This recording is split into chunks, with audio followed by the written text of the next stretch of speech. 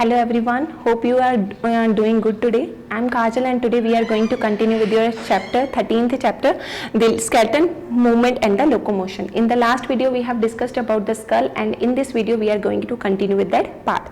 Let us discuss about the next part, that is known as a vertebral column. Listen it very carefully. It is a little technical, but if you will give your whole concentration, then that will be clear to you. Vertebral column. So this part is known as our vertebral column. Here is given to you, separate diagram is also given here.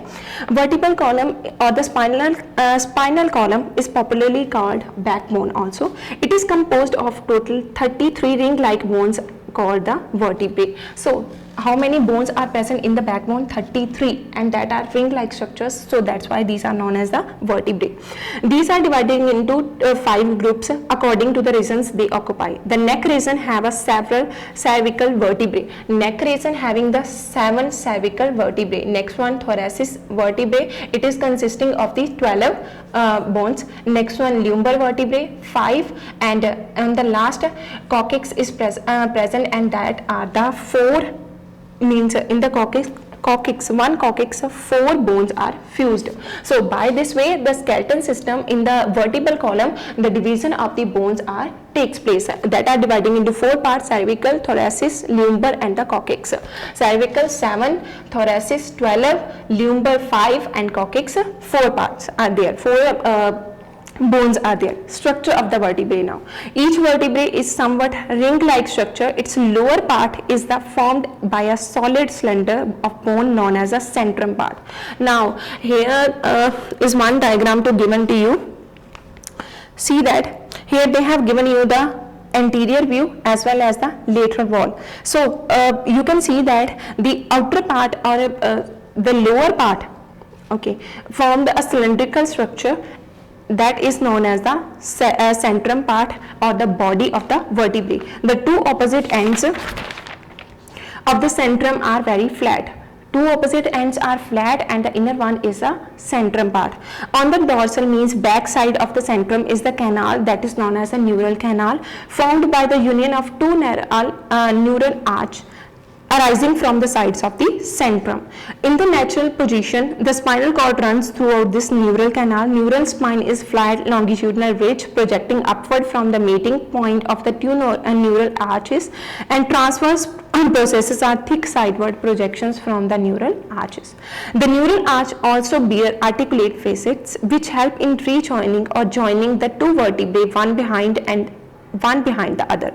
The pad of the cartilage, the intervertebral disc or gestalt, forms a kind of cushion between the 2 vertebrae. Now the intervertebral disc is acting as a cushion between the 2 vertebrae, and this neural arches are making the bone, and these bones are also having the sideward projections that are giving the total balance to it, and by that way they are totally fused with each other, and that are flat from the center, that is known as the centrum, and centrum is also containing the on each side that in the center of the centrum the neural arch are present, neural canal is present, and afterward neural arch are present, and by that way they are present and they are totally embedded with each other, and with this projections, with this embeddedness, they are giving the proper support to our spinal cord. Next one, the neck or the cervical vertebrae.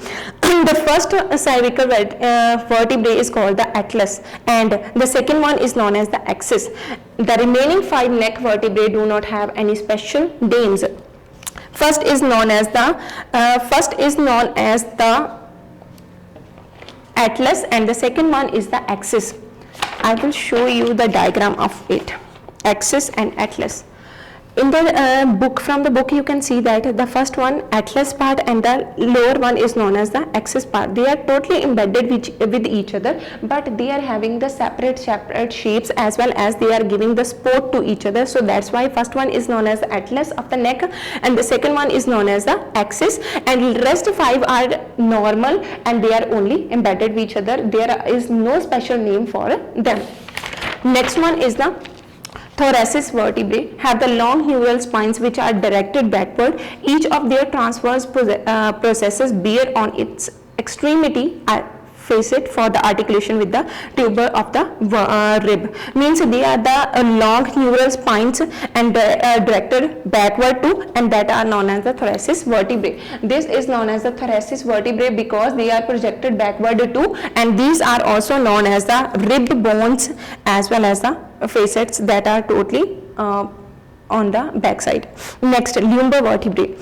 It has the well-developed neural spines transverse processes which serve for the attachment and powerful back muscles. So lumbar vertebrae is also giving the strength to our body or our skeleton system, that are totally attached with each other and giving the powerful back muscles to our skeleton system. Sacrum is the large bone formed by the fusion of the 5 vertebrae to its articulated the hip bone on the either side. So these are the 5 bones that are fused with the vertebrae articulated in the hip bone of the either side. They are attached with the hip bone on the either side. Next, coccyx is the last part of the backbone. It's made up of the 4 fused vertebrae which present in the rudimentary tail of the human body. Now in the coccyx part, rudimentary tail of the human body is present. You know that we are our ancestors are the apes as well as the monkeys, so they are also having the tail. Like that way, in the coccyx part of our skeleton system, rudimentary tail is present. But you may have heard about some children that they are they take their birth, with the birth of their babies the tail are coming. Okay, how they are coming? Due to this coccyx part, and the doctors are easily removing that tail from the baby's body. So next one is the ribs. Ribs, there are the 12 pair of ribs along with the thoracic vertebrae and the breast bone constitute of the bony cage or the rib cage. So rib, these are known as the ribs, and this cage is known as the rib cage. These are 12 pair of the bones. The first 7 pair of the ribs are known as the true ribs. First 7 is known as the true ribs because they are totally attached with the sternum. The central bone is known as the sternum bone. Okay, this is the backbone and this is known as the sternum. First 7 pair of the bones are totally attached with the sternum, so these are known as the true ribs. Next one, 8th, 9th, 10th means the next 3 pair of the ribs are not attached with the sternum, but they are attached with the 7th pair of the ribs. Next one, the last 2 means 11th and 12th pair of the ribs are not attached with the sternum, and therefore these are known as the floating ribs because they are not attached with the sternum as well as not with the so these are known as the floating ribs. Next one, sternum. Sternum, as I told you, that is the flat bone present between the ribs. Okay, so with this the ribs are attached, so that is known as the sternum, and that bones are known as the rib bones. Rib bones are responsible to protect our lungs as well as our heart too. Next we are going to discuss about the appendicular skeleton system. So this was all about the axial skeleton system. Hope you understood. We have discussed about the skull, the vertebrae, vertebral column as well as the ribs. Okay, so rib bones, sternum in this part. Hope you understood. Next we are going to discuss about the appendicular system, skeleton system, bones of limbs and the girdles. Limbs, upper limbs, lower limbs and the girdles. Now we are going to discuss about that bones. Bones of the limbs now. The upper limbs, as I told, upper limbs and the lower limbs. The bones are of the 4 limbs and the hind limbs largely correspond to each other. The 4 limbs consist of a single bone known as the humerus in the upper arm. Upper arm, which bone is present? Humerus is present. Okay. The 2 bones in the long arm, the radius on the side of thumb and the ulna on the other side. So from the humerus 2 bones are arising. In this one, what is present? On the thumb side the radius bone is present, and on the finger side ulna is present. Next one, 8 carpals on the wrist bone. In the wrist bone 8 carpals are present. Afterward the metacarpals are present, and in our fingers what the in our fingers the bones are present that are known as the phalanges. So the wrist bones are known as carpals, the palm bones are known as the metacarpals, and the finger bones are known as the phalanges. Next one, here we have discussed that the upper bone, the upper limb bone is known as humerus. It is dividing into two bones. On the thumb side, a radius is present, and the next side, the ulna is present. Next one, wrist bone, 8 carpals, metacarpals, and the phalanges. So by that way, in the upper limb or in the forelimbs, the division of the bones takes place. Next one, we are going to discuss about the hind limbs. The hind limb consists of a large bone that is known as a femur or as well as the thigh bone. Femur or the thigh bone. In the thigh, the two long bones, inner tibia and the outer fibula is present. Inner one is the tibia and the outer one is known as a fibula. And there are 7 tarsal bones in the ankle. In the ankle part of that, in the ankle part, the 7 bones are present. 7 bones, 5 metatarsals bones are present in the middle of the foot.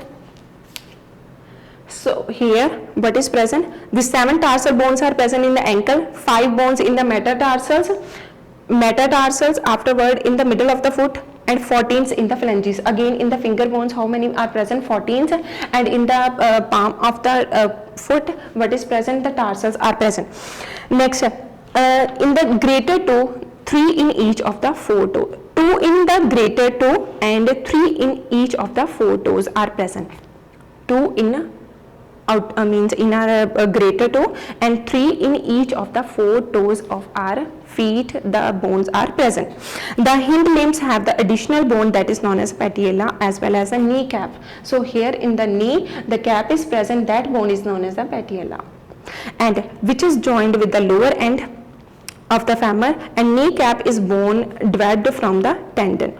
A kneecap is a bone that is developed from the tendon, means that is formed or developed from the tendon part of our skeleton system. Next we are going to discuss about the girdles. Girdles are the part of skeleton system which help to articulate the limb bones and mainly the axial bone skeleton. The girdles are responsible for the articulation of the axial skeleton. There are 2 types of girdles, shoulder girder and the hip girder. Shoulder girder as well as the hip girder. The shoulder pectoral girder consists of the 2 flat triangular scapula.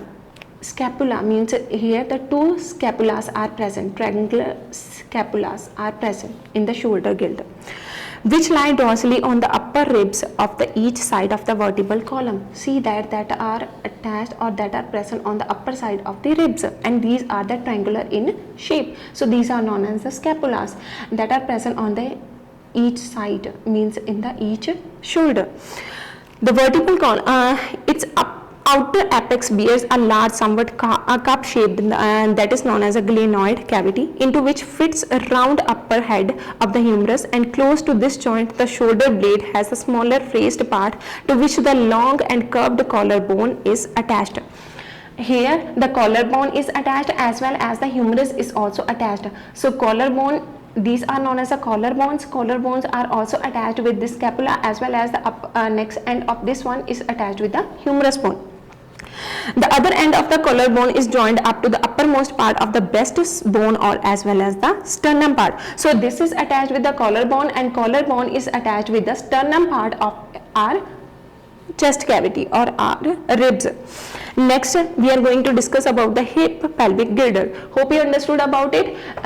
This is having the scapula bones. Scapula bones are attached with the shoulders. Shoulders are the scapulas having a triangular shape.